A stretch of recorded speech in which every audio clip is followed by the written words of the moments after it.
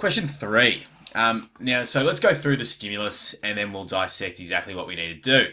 After exercise, low levels of blood glucose can result in the release of glucagon. And a note, it is a hydrophilic hormone. Remember, hydrophilic and hydrophobic from the pancreas. One site of glucagon activity is liver cells, where it causes a process called glycogenolysis to occur. Again, it's just information relevant to the context, not necessarily too important. In this process, stored glycogen is broken down and glucose is released into the bloodstream. For those of you at home, this is something that occurs to me very regularly. I have type 1 diabetes, so I know a bit about this. So pancreas, glucagon is released, and then that goes to the liver to release glucose and break down glycogen, if you wanted to know, into glucose. While that's not relevant, we're going to have a look at what is relevant, and that's part A, which is describe how hydrophilic hormones, such as glucagon, stimulate a metabolic process such as glycogenolysis inside the cell. Now, this is all about signal transduction. Now, really important to note that when we look at the statistics, only 38% of the cohort got full marks or 2 out of 2, which again shows and proves just how pedantic the markers are when it comes to biology. So we want to be really clear and concise with how we give our definitions and our versions of signal transduction. So remember, with signal transduction, there's 3 parts to it. The first one is reception, which is obviously the hormone interacting with its specific receptor. The second thing is the signal transduction, or the transduction as well, of that signal. So getting it from the extracellular to the intracellular. And then the third one is induction, whereby it actually occurs and affects gene transcription.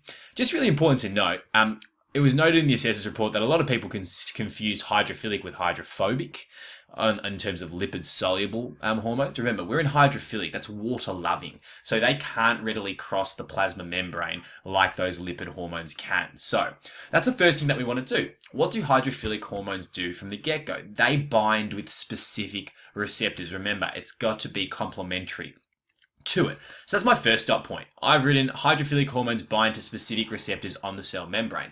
Then that signal is transduced, okay? And the idea here is the signal is then transduced by, for example, G proteins, secondary messengers, or a cascade of biochemical events. So G proteins, secondary messages such as calcium 2+, or a cascade of biochemical events. Just if you're still a bit sketchy on the whole signal transduction process, go onto the VCAA website. They actually have an entire document that's dedicated to going through signal transduction when it was introduced into the 2013 to 2016 study design. So it's really worth your while to read. I'm sure your teachers have directed you to that, but I'd have a look at that nonetheless. But remember, 2 marks, 2 key dot points, and I've gotten it across. There's no real need to list all these. I have done for completion's sake as well. So we're scrolling down here and we're going to go to part B. So it says, when glycogenolysis occurs in a cell, the concentration of glucose in the cytosol increases. So there's some movement of glucose.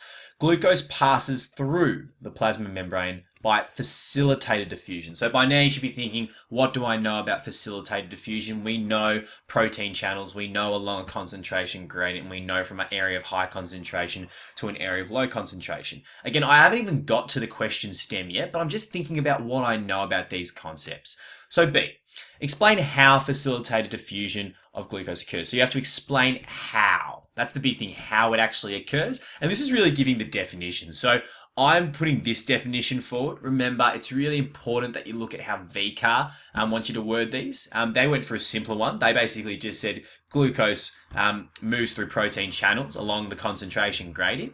I've just put in here from an area of high concentration to an area of low concentration. I understand that concentration gradient, or moving along it, implies an area of high to an area of low, but I've just put it in there again for completion's sake.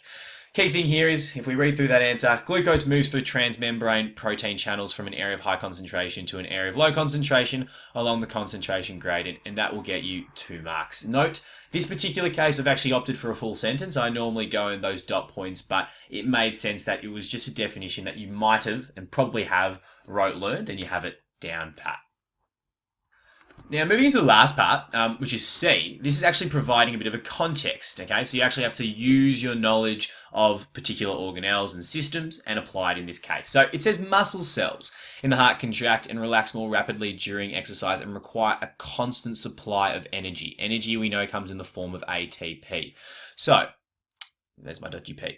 Which organelle would you expect to see in large numbers? So it's an organelle we're looking for, and in large numbers in heart muscles to supply the energy we need. And we want to explain our response. So obviously we want to tell what that, state what that organelle is, and then explain why that is the case. And we clearly know mitochondria, powerhouse. It's the powerhouse of the cell. It's what actually supplies energy because aerobic respiration occurs at that site. So, first and foremost, my first dot point is going to be large numbers of mitochondria. And I've just stated which is the site of aerobic respiration. So I've gone on to explain that if aerobic respiration is occurring, this leads to the production of ATP. Again, you could have answered in sentences. I just wanted to break it up into 2 key points so my logic was clear.